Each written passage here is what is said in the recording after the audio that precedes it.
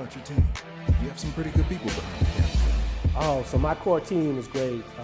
First of all, I've got M. Legend Brown, director extraordinaire. He's done a number of independent films, has made a very well-respected name for himself with films like A Man Called John, Steps of Faith, Hiding in Plain Sight.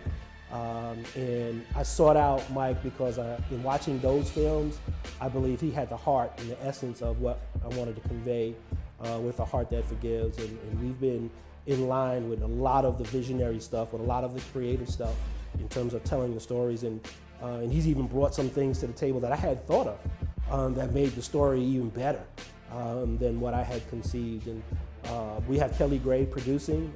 She's most recently worked on Carter High, which is a story about the local high school here in Dallas, making its way around the country. Phenomenal story, phenomenal job. Kelly's done with that and is doing now with A Heart That Forgives. We have, as my associate producer, Sharon Robinson Clinton.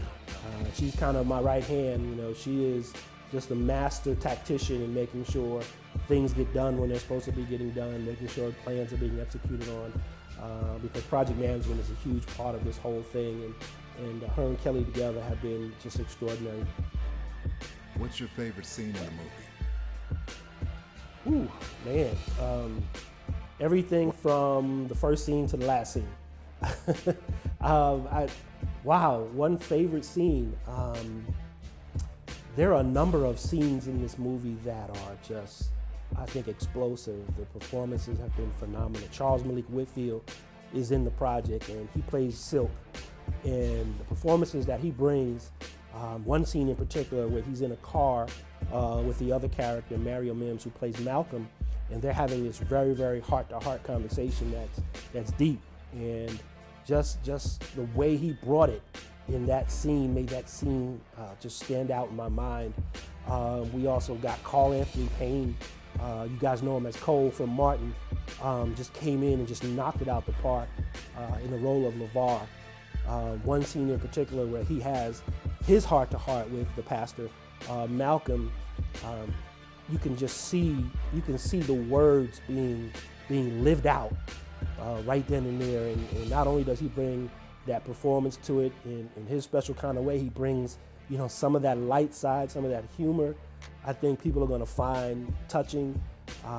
Nikki Dixon, who plays Sandra, a couple of scenes that she performed, I mean, literally, I would sit there and my heart would be racing because she was just giving it all. There was this one scene in particular where she is going through an emotional period, and then her and her husband hug, and because she brought such passion and such emotion to the scene, when they got close together, you can hear the lapel mic, the lav mic on her picking up her heartbeat, and her heartbeat was racing. And I sat there and I was listening to it with Legend, and I sat there and I was like, "Is that her heartbeat?" And he was like, "Yeah, man, she brought it." So that's a scene that stands out for me.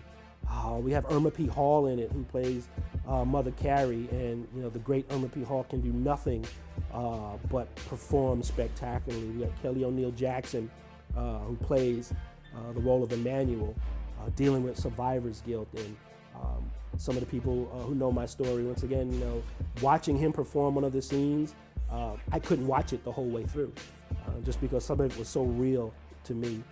So I don't know if I could, did that answer your question? I don't know. I think I can narrow it down to one, maybe 3 or 4. Is that all right? Yeah, those 4 scenes.